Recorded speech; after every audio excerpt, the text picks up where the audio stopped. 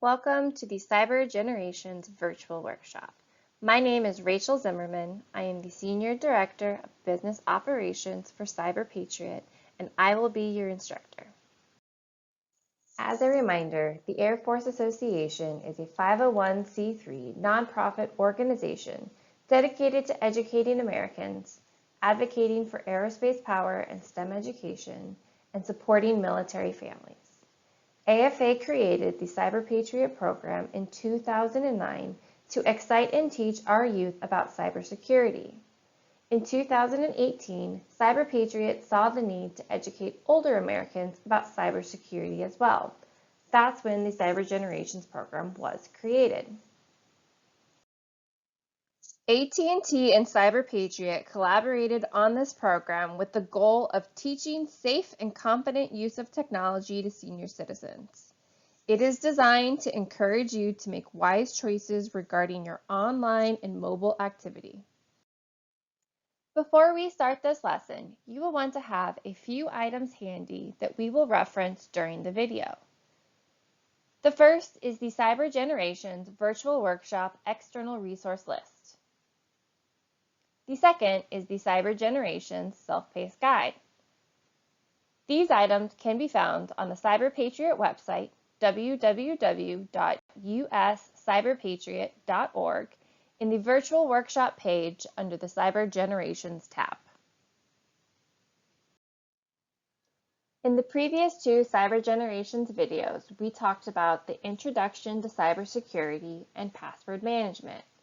In this video, we will cover common internet threats. In this section, you will learn about the various threats seen on the internet, including malware, spoof emails, calls, and texts, and different kinds of social engineering. More importantly, you will learn easy-to-remember tips on how to avoid these common threats. Follow along in the CyberGenerations Self-Paced Guide, pages 12 through 23. Malware, or malicious software, is a term for any software that is intentionally designed to cause harm or do illegal and unethical things. Malware can be used to steal information, spy on people or organizations, gain control over computer systems, or launch huge cyber attacks. Malware is classified by how it spreads from computer to computer and what it does when it has infiltrated a system. Now let's look at specific examples of malware. The most common type of malware is a virus. Viruses spread from machine to machine with the aid of unwitting humans. Any ideas how your device can become infected with a virus? It's done through things like email attachments, malicious websites, spoofed links, or downloaded or shared files like free movies. Next, we have worms. Worms don't need the assistance of humans to spread. They scan networks until they find weaknesses and then attack. Trojan horses are also sometimes referred to as a Trojan virus or just Trojans.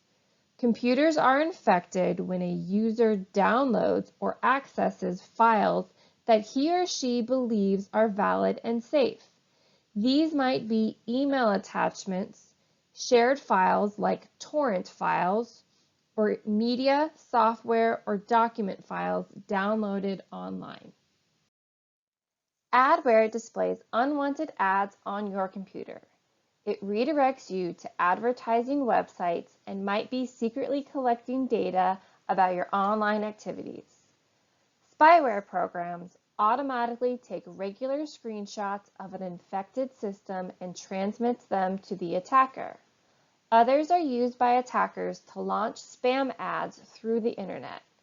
These spyware programs are often plugins that log and transmit your internet activity and use it to create targeted pop-ups and advertisements. Ransomware is the kidnapping of your computer data. It is a type of malware in which the attacker encrypts the victim's data and demands payment for the encryption key. Ransomware spreads through email attachments, infected programs, and compromised websites. According to AT&T, ransomware demands for accounts and devices are on the rise, and bad guys are requesting payment in cryptocurrency, such as Bitcoin, because it is not traceable or insured, so you cannot recover it when it's gone. If you think you are the victim of ransomware, change your password immediately. Do not reply or click on any links, and most importantly, do not send money. Rogue security software usually comes disguised as legitimate software like antivirus software. It usually displays bothersome pop-up messages persistently and might prompt the victim to pay money to fix the made-up problems. A browser hijacker can change your browser settings without your permission, inject unwanted ads into your web browser, or replace your home page with the hijacker page. It might also contain spyware to steal sensitive information from your device. Zombie software makes it possible for someone else to control your computer from anywhere in the world. Once a computer has been infected, it is referred to as a zombie or a bot, which is short for robot. Bad guys who distribute zombie software try to install it on as many computers as possible. It was mentioned earlier, but how do you think malware spreads? One way is through the internet. Visiting infected sites can expose your device to many types of malware. Once your device is infected, it becomes a repository and can infect other computers easily. Another way is through online media downloads. Downloading movies, TV shows, or music from questionable online resources for free is not only illegal, but can be potentially dangerous for your device. A third way is through downloading free software.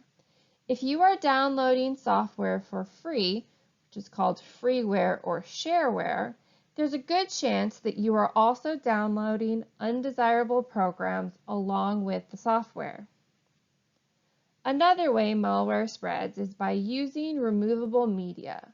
Malware can spread from one computer to another very easily through removable media like DVDs or USB thumb drives. The last way is through email attachments. If you receive unsolicited email with suspicious attachments, you should never download them. The attachments are often malware. Manipulating people into giving up personal information is called social engineering. For example, pretending to be your friend online or giving a false reason for needing some personal information would be social engineering.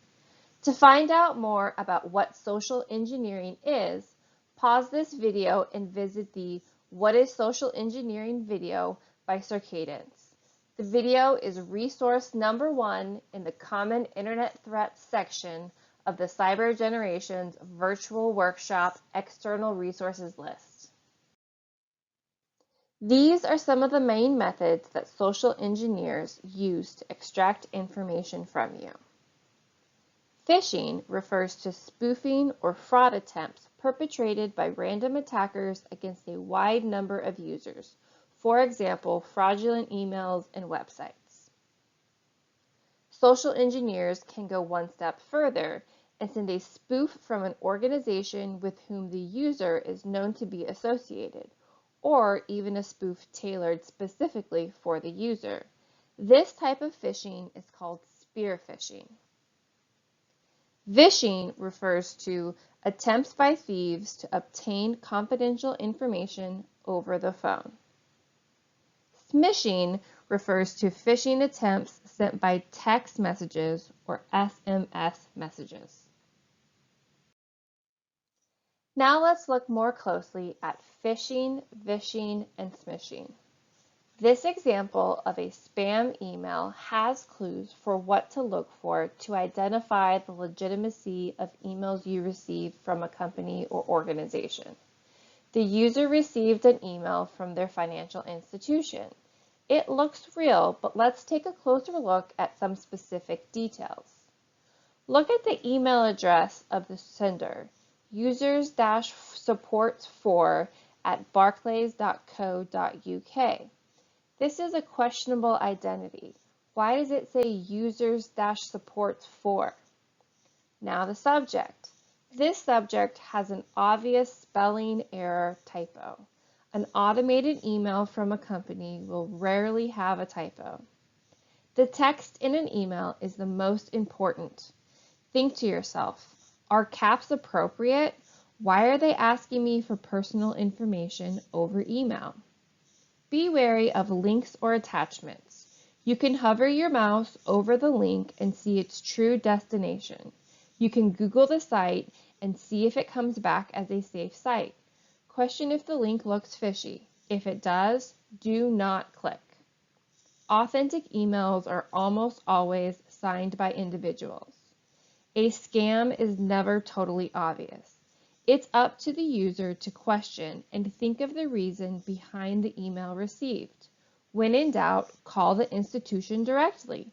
It never hurts to go to the direct source. Neighbor spoofing is a particularly devious method used by phishing attempts whereby the criminals try to trick people into answering calls by mimicking their number or by using a number that looks like someone is calling from the same area as them. To learn more about neighbor spoofing, pause this video and watch the AT&T Cyber Aware Neighbor Spoofing video. The video is resource number 2 in the Common Internet Threats section of the CyberGenerations Virtual Workshop External Resources list. Smishing is a text message that leads you to a fake website that imitates a real company. That site will ask you for personal information, such as username, password, or credit card information. It's called smishing because texts are actually called Short Message System, or SMS. AT&T recommends the following steps for protecting yourself against smishing. Only open and reply to text messages from numbers you know and trust. Don't text back someone who is asking for personal information. Don't click links included in a text message. You can report spam text to your carrier by forwarding it to the number 7726 free of charge.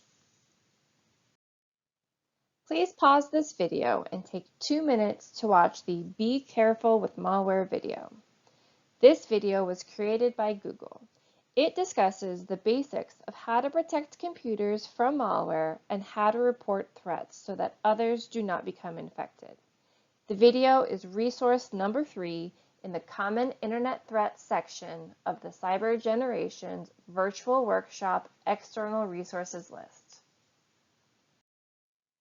Antivirus software is software designed to detect and destroy computer viruses. When you install, make sure you are only installing and running one anti-malware or antivirus software on your machine. If you try to run 2 or more, they may conflict with each other. Be careful when choosing antivirus software. Make sure you are downloading the program you selected from a trusted source and not from a spoofed URL. Sometimes computers are sold with anti-malware or antivirus pre-installed. If your machine does not have one already installed, take advantage of a trusted program. Free options include Avast, Bitdefender Free, and AVG Free. Paid options include Norton Antivirus, McAfee, and AVG. Security updates are important for keeping your device's security up to date. Settings allow for updates to be automatically installed. Failure to install updates makes you a target for hackers. Another way to help keep malware from ending up on your computer is by using a virtual private network. A virtual private network, or VPN, is a service that encrypts your internet traffic and protects your online identity. You can subscribe to a legitimate VPN service and pay a monthly fee for the use of the VPN app.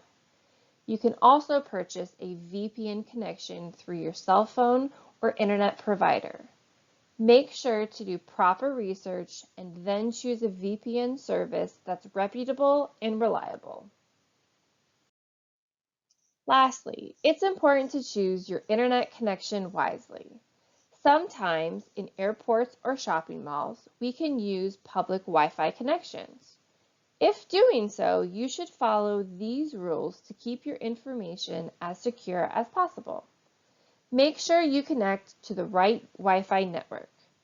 Be wary of networks without passwords. Avoid online shopping, banking, or other activities involving sensitive data. Do not download or upload files on public Wi-Fi networks. Consider using a VPN. This concludes the third video in the CyberGenerations virtual workshop covering common internet threats. In the next video, we will discuss internet scams and fraud.